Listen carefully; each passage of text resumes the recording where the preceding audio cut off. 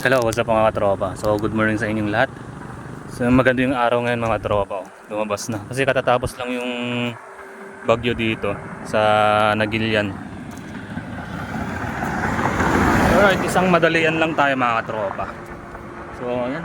Ngayon lang tayo nakapag-vlog ulit. So, matagal-tagal tayo hindi nakapag-vlog. Puro tayo reels. No? So, may nakita ako dito mga tropa. Para sa ating mga motor. Ito para lang sa mga nakakadena ng motor. No? So ito yung ating motor, si Baby Blue. Mga trops, may share lang ako. Isang madalian lang ito mga trops. Ito mga tropa, yung nabili ko sa Shopee. I-share ko lang to. So 70 pesos lang ito mga tropa, mura lang. Yan, grasa to mga tropa, pero hindi siya para sa ating mga bearing sa ating mga motor or mga axle. Yan, yung mga nilalagay dyan. Para to sa ating mga kadena mga tropa. So para dito sa ating kadena. Yan o, madumi na yung ating kadena. Yan, medyo tuyo na siya. Wala na siyang langis. So ang ginagamit ko dito mga tropa, hindi siya use oil. Yung bagong langis lang ginagamit ko dito. Na?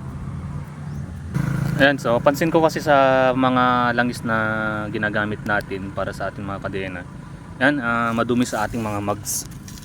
Yan, tumatalsik sa ating mga mags. Kaya medyo maduming tignan. So, pansin nyo rin mga tropa, yung mga gumagamit ng mga langis dito sa ating mga kadena.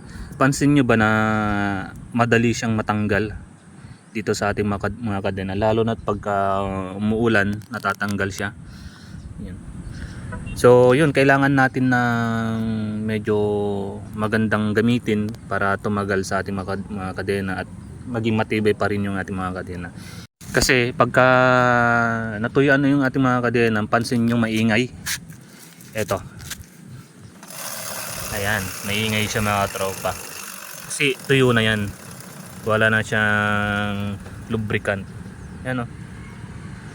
So ang gamit pala natin na sprocket set Motaro mga tropa. Ayan, 1447. Ayan. So maingay na yung ating kadena. So alam nyo naman yung mga naka-sniper dyan, maingay talaga yung ating mga kadena. Lalo pa yung stock pa yung ating mga kadena, maingay talaga. So yan, para hindi siya lalong maingay, nilalagyan natin ng lubricant. Hindi ko napahabain tong video na ito mga tropa. Ayan, lagyan na natin, gamitin na natin tong grease para sa ating kadena. Ayan. Ayan, yan yung itsura niya mga tropa. Grasa talaga siya, pero hindi siya para sa ating mga bearing yung nilalagay. Ayan. So ang paglalagay lang dito mga tropa, pwede kayong gumamit ng brush, mga toothbrush, pang pahid nyo dito.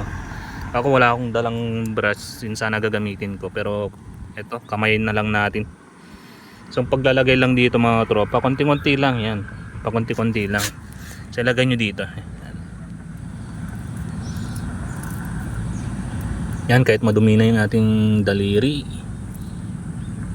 Yan, konti-konti lang yan.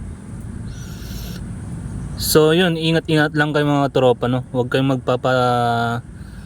magpapaikot ng ating kadena habang naglalagay kayo, no? Delikado yan. Ayan, so tapos na tayo naglagay ng grasa. Ang gagawin natin dito mga tropa, patakbuhin natin kung meron tatalsik dito sa ating mga mags. Ayan, so punasan muna natin kasi madumi. Ayan. Yan, ikot lang tayo dito. Yan, ikot lang tayo dyan. Tignan natin kung may tatalsik. Alright mga tropa, umikot na tayo dito. Ayan, daming dumadaan na sasakyan. Yan, check na natin yung ating mags kung may tumalsik ba kahit ng aking buko. Ayan, napakalinis siya mga tropa, oh.